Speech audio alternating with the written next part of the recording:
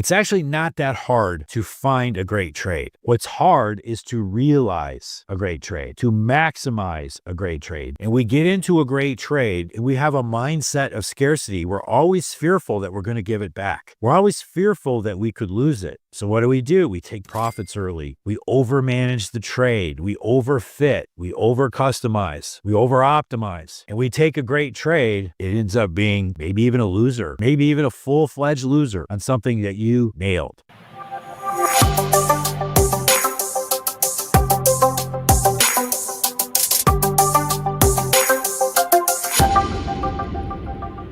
My name is Chuck Whitman, and I build great traders that lead great lives. Traders I've trained have generated in excess of $1 billion in trading revenue and are found at some of the largest proprietary trading firms and hedge funds in the United States. What's the one thing that you can adopt, that you can implement, that you could work on that could massively improve your trading without learning another strategy, another indicator, another tool? That one thing is a mindset of abundance. Come on, Chuck, seriously? Are we going to have another one of these abundance talks?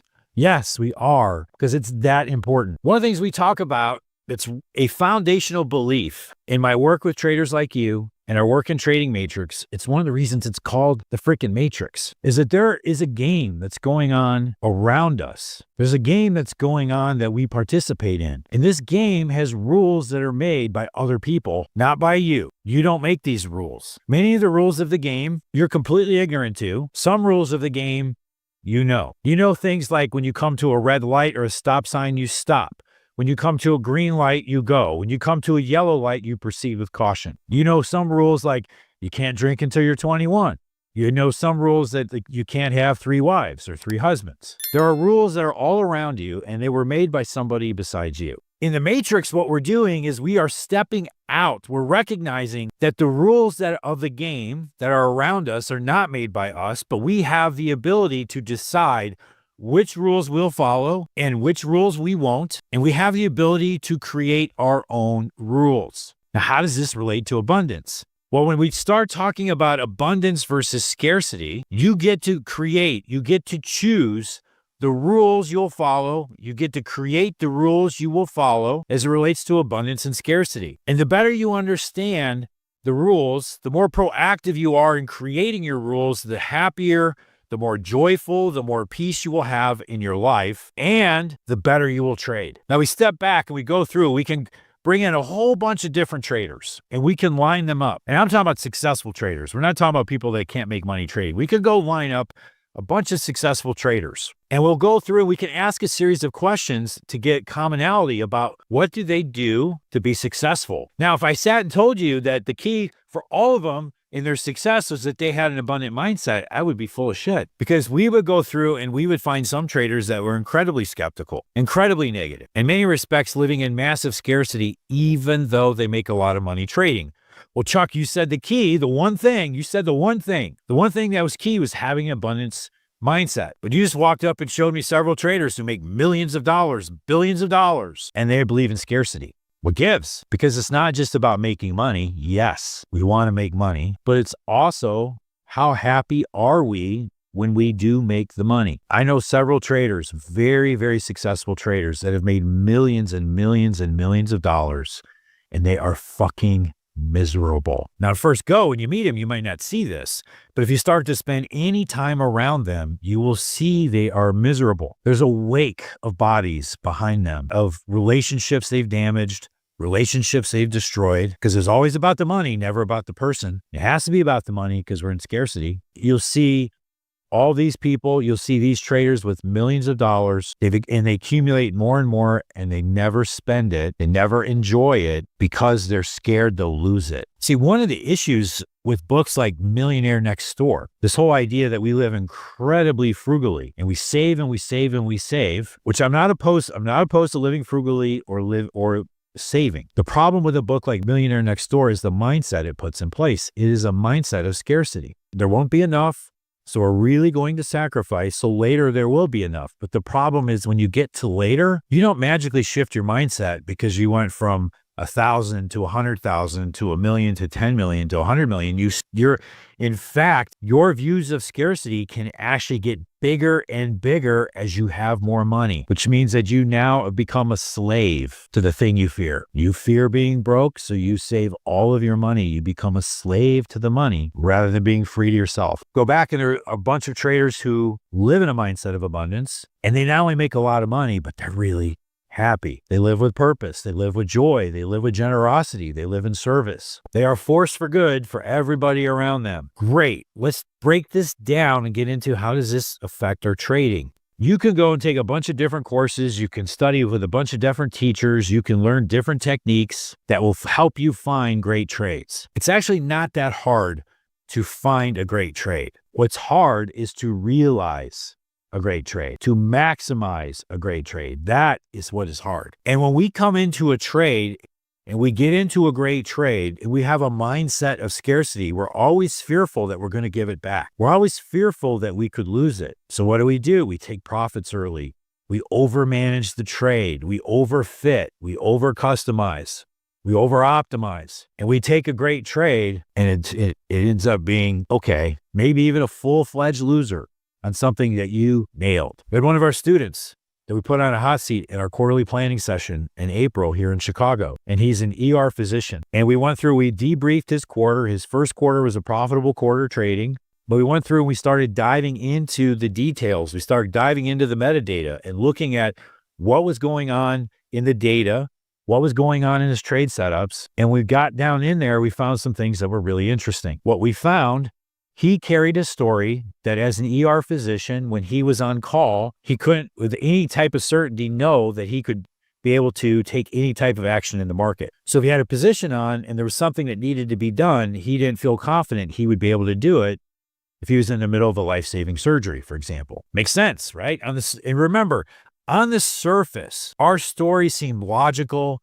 Our stories seem rational. They make sense. But remember, our stories are the things that hold us back. Our stories are the lies that cover for our insecurities and our fear. So that was his story. But when we dove into it further, we started looking at his trades. And one of the things that was common across the mastermind is they were looking at his trades. There was this collective like, oh my gosh, he found amazing trades. The last boat out of port in stock indexes in late March, he nailed the high and got short the Russell. At the perfect level. He had a number of stocks that he shorted at the perfect level. And that Russell trade was a great example. He nailed the high, the market sold off during the day, and the end of the day came, and he was like, well, I might have to go to work tomorrow.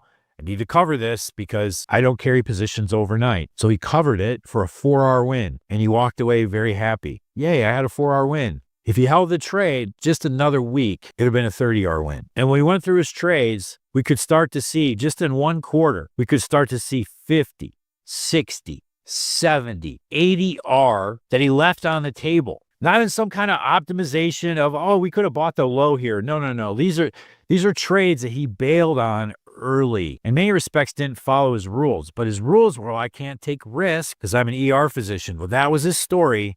The truth is that he had a lot of fear about losing money. And because he had a lot of fear about losing money, he wouldn't stay in the trade. And he looks back on the quarter and he has a profitable quarter. I think maybe he was up 15 R for the quarter or something like that. It literally could have been 75 R. And at 75 R, everything for him around his trading changes. Everything in his life changes. All he had to do was have a different set of beliefs. He had the rules. He didn't even need to change his rules. He needed to have a different mindset that said, I will find a way to hold my winners overnight. He needed to ask a different question. Instead of saying, well, I can't afford to lose this money, so I'll cover. He needed to shift it to, how can I keep my positions to let them run while removing the potential for a large R loss overnight? I asked that question, he gets different answers. And that's what he did. So that's one aspect, which is really how we manage trades. If we are living in scarcity, we won't pull the trigger when the signal comes because we're afraid to be a loser. If we get into the trade and the trade's working, we'll get out early because we don't want it to be a loser. But there's another aspect to this that is, in many respects, to me, even far more insidious. It was something that I dealt with at a very deep and personal level in my own trading. See, I had a belief that the trade of the day, the trade of the week, the month, the year It could show up at any time of day, any time of night. And you needed to be there. You needed to be there when it happened. Having this belief, I set myself up where I couldn't be away from the desk without doubting why I was away from the trading desk. I put myself in situations where I was at the desk for hours and hours and hours and hours so I wouldn't miss a trade. I worked orders all through the night. And many times I was up trading at night so I wouldn't miss the trade. I'd have nights I'd work till midnight, 1 a.m., doing all my analysis and getting my trading plans locked down. I'd go to bed and at 2 a.m. the alarm would go off. I have to get up out of bed having only slept an hour to start looking at a trade in Europe. And what I found was the longer this went on, the more angry I became, the more miserable I became because I lived in constant fear that I would miss the trade I needed. What did I do? I changed my rules. I changed my question. And I got a different answer. Instead of having a belief that said the trade of the day, the trade of the week, the trade of the month could occur anytime in 24 hours, I have to be there, I switched it to, there are more than enough trades for me to realize my goals. They'll come at the time I need them to come, and if I miss them, there'll be another one. It's ironic, a core belief I've operated my whole life is the best trades in my career are in my future. They're not in my past. I've had some amazing trades in my past. I've either made or been part of trades that made millions in seconds, millions in minutes, multi-million-dollar trades over periods of days or weeks. They're amazing. But to this day, I know my best trades are in my future. They're not in my past. That's an abundant mindset. But it was getting muddled with everything else. So when I started asking different questions of how can I make great trades and not be on the desk all day? How can I make great trades and still get up early and do my meditations and prayers and workouts? How can I make great trades and still be with my family? How can I make great trades by appointment, setting a meeting on my calendar? How could I do these sort of things? This started to shift. One of the things you're going to see is you're going to hear him say that the more he works on his abundance, the more ease he's feeling in his trading, the more willing is to let trades go. One of the issues he had early in his career, he'd find really good trades, but he'd have losses that were too big because he couldn't get out. So now he's gotten to where he's comfortable taking losses. He's comfortable if he misses a trade. He's just focused on, do I follow my rules? If I follow my rules, I know everything will take care of itself. He's managing his trades much better, and it's because his mind is at ease. And this is because he's working on abundance. Now, if we step back for a second, how do we work on abundance? Abundance it's very interesting because to me, abundance is very much linked to your spiritual beliefs about God. Do you believe in God, and who is God? Is he a God who loves you unconditionally, who is filled with grace, who always provides for you? Or is he a God who is